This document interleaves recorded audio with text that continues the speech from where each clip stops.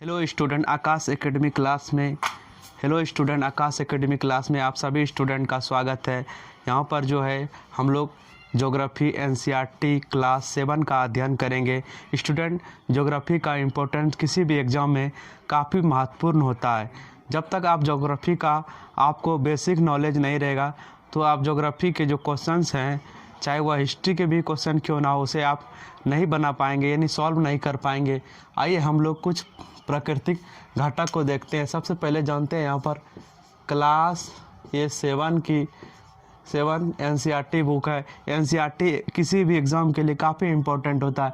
तो हम लोग समझेंगे कि प्राकृतिक पर्यावरण क्या है। वाजिब में जो प्रकृति है, जो हमारे आसपास की चीज़ें हैं, जितने भी चीज़ें हम यूज करते हैं, कहीं ना कहीं किसी न किसी रूप से वो प्राकृतिक से जुड़ा हुआ है। और प्राकृतिक से जब कोई चीज़ें जुड़ी होती है तो उसका अध्ययन गहराई से करना पड़ता है, चाहे वह किसी भी संदर्भ में हो। चाहे हम लोग देख सकते हैं या भूमि के संदर्भ में हो, या जल के संदर्भ में हो, हवा के संदर्भ, या चाहे पेड़ पौधे एवं जंतु को मिलाकर। जैसे यहाँ पर देख सकते हैं लिखा गया कि प्राकृतिक पर्यावरण से आप क्या समझते हैं, क्या जानते हैं आप प्राकृतिक पर्यावरण।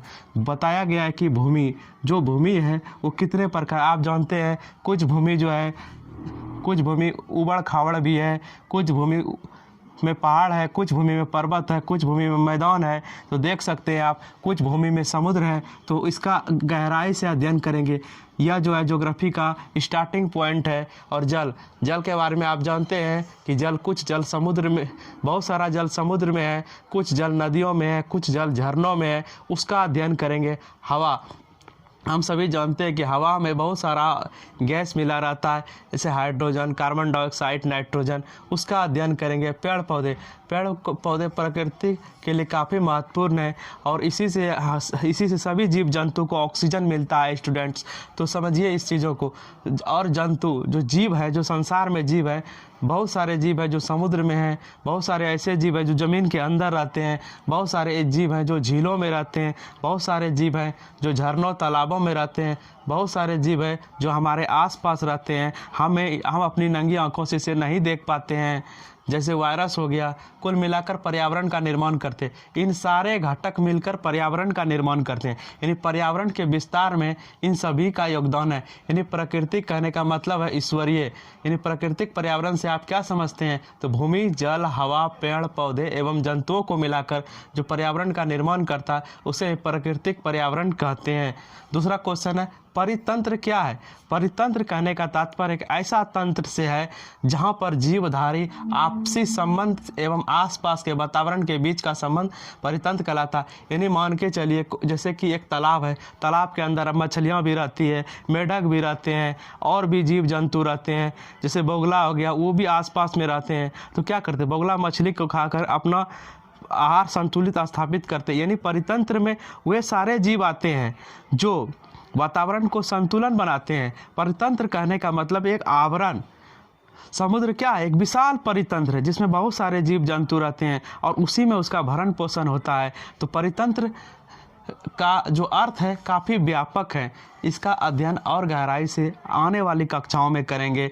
अभी हम लोग सिर्फ परितंत्र क्या है इस डिफिनेशन को जानते हैं। जीवधारियों का आपसी संबंध, जीवधारी जो आपस में कोरिलेटिव होकर जो संबंध बनाते हैं, एक दूसरे पर डिपेंड होकर पोषण करते हैं, वही संबंध जो है परितंत्र का ही संबंध है। अगर तालाब में पानी घट जाता है तो जीव जंतु को समस्या हो जाती है, आसपास का वातावरण सूखने लगता है, पेड़ पौधे को नुकसान होता है, पेड़ पर रहने वाले चिड़ियों को नुकसान होता है। तो देख सकते हैं हम कि परितंत्र का जो है वो व्यापक अर्थ होता है। आगे क्वेश्चन देखते हैं यहाँ पर स्टूडेंट, ये काफ़ी इंपॉर्टेंट है ज्योग्राफी का। पर्यावरण के प्रमुख घटक कौन कौन से हैं, वो कौन कौन से घटक हैं, पर्यावरण के अंदर हम किन किन घटकों को शामिल करेंगे, समझने का प्रयास करेंगे। वो कौन कौन से घटक को शामिल करेंगे। तो पर्यावरण के अंदर अंतर्गत जो भी घटक होंगे वो प्राकृतिक होंगे। प्राकृतिक कहने का तात्पर्य यह है कि जो प्राकृतिक रूप से हमें मिलता है, और दूसरा है मानव निर्मित। मानव ने बहुत सारी वस्तुओं का निर्माण आज कर लिया है, वह मानव निर्मित है, इसीलिए उसे मानव निर्मित कहते हैं। एवं स्वयं मानव भी एक घटक है। स्वयं मानव, चूँकि दैनिक क्रियाओं में, दैनिक गतिविधियों में मानव खुद परिवर्तन लाता है और स्वयं इस संसार में सबसे ज़्यादा अगर किसी जीव में परिवर्तन लाया तो वह है मानव। मानव ने भूगोल की दिशा और दशा को बदल दिया है, यानी पर्यावरण को किसी न किसी रूप से मानव ने प्रभावित किया है। चाहे आप देख सकते हैं उद्योग के क्षेत्र में हो, जंगल की कटाई हो, सड़क निर्माण हो, नदी घाटी परियोजनाओं को बनाने की बात हो, कहीं ना कहीं पर्यावरण को बदलने में मानव ने बहुत महत्वपूर्ण भूमिका निभाया। आपने हाल ही की घटनाओं में सुना होगा, उत्तराखंड में स्लाइड जो पहाड़ है वो गिर रहे हैं, गांव के गांव दब रहे हैं। ये सब मानव के गतिविधि के कारण आरंभ हो गया है। तो हम लोग स्टूडेंट समझने का प्रयास करते हैं यहाँ पर कि ये जो घटक हैं वो हमारे लिए क्यों इम्पोर्टेंट है, क्यों हमें इसका अध्ययन करना चाहिए। तो देख सकते हैं कि पर्यावरण के घटक हैं ये सब। जब तक हम इन घटकों को नहीं जानेंगे, पर्यावरण में हम संतुलन स्थापित नहीं कर पाएंगे और आने वाली पीढ़ियों के लिए हम बहुत कुछ नहीं दे पाएंगे। इसीलिए हमें पर्यावरण को अगर सुरक्षित बचाना है तो इन घटकों को जानना पड़ेगा। तो देखें आपने यहाँ पर कौन सा घटक था, तो प्राकृतिक घटक थे, मानव निर्मित घटक, मानव ने जो बनाया है। मानव ने क्या बनाया? मानव ने विशाल डैम बनाया है, डैम बनाकर नदी में परिवर्तन ला दिया है, नदी की धारा के वेग में परिवर्तन ला दिया है, उसकी धारा को मोड़ने का प्रयास किया है, बड़े बड़े बांध बनाकर नदी को स्थिर कर दिया है, जो बाढ़ आती थी उसे संतुलित कर दिया, यानी कहीं ना कहीं प्रकृति में परिवर्तन लाया है। आगे क्वेश्चन, मानव निर्मित पर्यावरण के 4 ऐसे उदाहरण दीजिए। मानव ने ऐसे क्या 4 निर्मित किए हैं? तो मानव ने बहुत सारी चीज़ें बनाई है, सड़कें बनाई है, पुल बनाया है, भवन बनाया, स्कूल बनाया, उद्योग स्थापित किए हैं, ये सारे के सारे। उसके बाद क्वेश्चन है, जीवीय पर्यावरण से आप क्या समझते हैं? जिसमें जीव हो, ऐसा पर्यावरण का निर्माण जिसमें जीव हो, जीवों का अंश हो। देख सकते हैं तो तालाब है, तालाब में बहुत सारे जीव रहते हैं, वहाँ पर भी एक तंत्र डेवलप होता है। उसके बाद नदी है, नदी भी एक विशाल तंत्र है क्योंकि उसके अंदर भी बहुत सारे जीव रहते हैं। और समुद्र है, समुद्र के अंदर भी बहुत सारे जीव रहते हैं, यह भी परितंत्र के घटक हैं।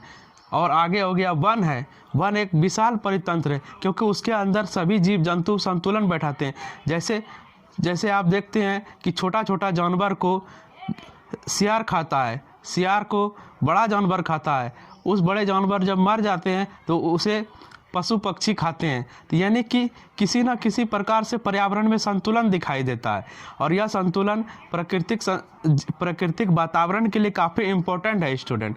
जब तक प्रकृति में संतुलन नहीं होगा तो हमारा जीवन संभव नहीं है, यानी कि मानव जीवन भी खतरे में पड़ जाएगा। मौसम में लगातार परिवर्तन हो रहा है, ये सारा का सारा इफेक्ट कहीं ना कहीं पर्यावरण प्रदूषण पर जाता है कि आज मानव ने जिस प्रकार की व्यवस्था बनाई है उसमें कहीं ना कहीं लाभ के बजाय ज़्यादा हानि हो रहा है। हम लोग बड़े बड़े उद्योग लगा रहे हैं, बड़े बड़े उद्योग से जो धुआं निकलता है, जो कचरा निकल रहा है, वह पर्यावरण को नुकसान पहुंचा रहा है और पर्यावरण के प्रदूषण के स्तर को बढ़ा रहा है। तभी तो आज महानगरों में हवाएं शुद्ध नहीं है, शुद्ध वातावरण नहीं मिल पा रहा है। अभी हाल के डाटा में आया कि वर्ल्ड लेवल पर सबसे ज़्यादा प्रदूषित शहरों में दिल्ली का नाम आता है, चीन की राजधानी बीजिंग का नाम आ रहा है। तो ये सब क्या है? प्रदूषण के घटक हैं। उसके बाद अमेरिका के महत्वपूर्ण शहरों का नाम आ रहा है जिसमें बहुत सारा उद्योग है, जहाँ पर देख सकते हैं ऑटोमोबाइल्स उद्योग हैं और बहुत सारे ऐसे तेल शोधक कारखाने जहाँ से बहुत ही डस्ट निकलता है जो काफ़ी हानिकारक होता है स्टूडेंट। तो चीज़ों को समझना पड़ेगा। जब हम इस चीज़ों को समझेंगे तो अध्ययन में हमारा तरीका बदलेगा।